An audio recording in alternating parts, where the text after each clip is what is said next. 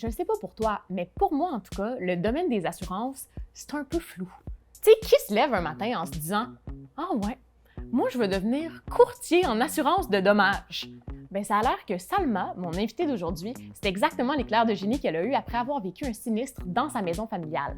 Aujourd'hui, elle fait carrière dans les assurances, mais plus spécifiquement comme courtière en assurance de dommages auprès d'entreprises dans le domaine des sports et des loisirs. Étant donné qu'elle est elle-même une mordue de sport, bien, elle a allié une de ses passions à sa profession. Là, ça suffit le papotage, je m'en vais jaser d'assurance avec Salma.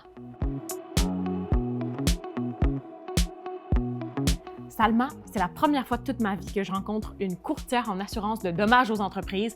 Je suis bien impressionnée, je trouve ça bien long à dire. Mais qu'est-ce que ça fait concrètement dans la vie? En fait, courtière en assurance de dommages des entreprises que ça fait, moi je dis tout le temps ça magasine, je magasine des polices d'assurance. C'est comme le pour bout de les plate clients. que nous, on veut pas faire. Exactement. Au lieu, tu sais, j'évite les appels, puis tout ça, je les fais moi-même, puis je trouve des solutions. Parfois, ça peut être très créatif. Faut faire preuve d'imagination pour arriver à des solutions. Puis comment ton métier a évolué dans la dernière année pandémique? Là? J'imagine les entreprises avaient plus de dommages.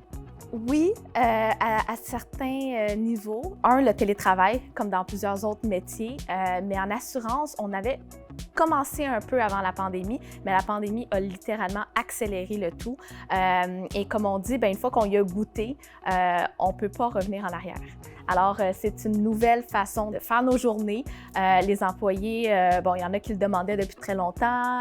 Donc, c'est vraiment quelque chose qui a beaucoup changé dans la dernière année, l'adaptation, la communication, tout en étant à distance. Tu as l'air tellement à ta place dans ta job. Oui.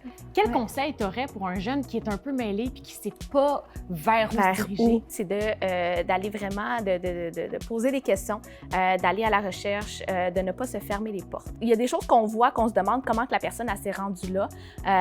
Puis, ben, on a la chance de lui poser la question. Qu'est-ce que tu as fait comme démarche? Comment tu es arrivé là concrètement? Là? Toi aussi, tu es passé par là d'avoir à choisir vers où tu te dirigeais.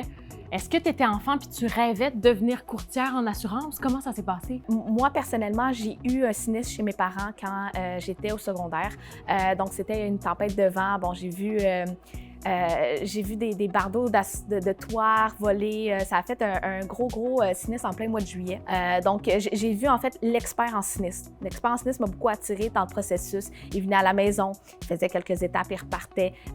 Il amenait des professionnels qui venaient évaluer certaines choses. On avait des machines à cause de l'humidité, l'entrée d'eau et tout ça. Donc, tout ça, ce processus-là m'a attirée parce que je me suis dit, moi aussi, je veux aider les gens à régler un sinistre, à les accompagner dans ça. C'est sûr que c'est jamais joyeux au début, mais quand tu le règles, tu es content parce que tu as remis la personne dans le même état qu'elle était avant. Les banques m'attiraient, bon, la situation d'expert en sinistre m'attirait aussi. Je me suis dit, c'est un bon mix, puis dans le pire des cas, je vais changer selon ce que je découvre par la suite.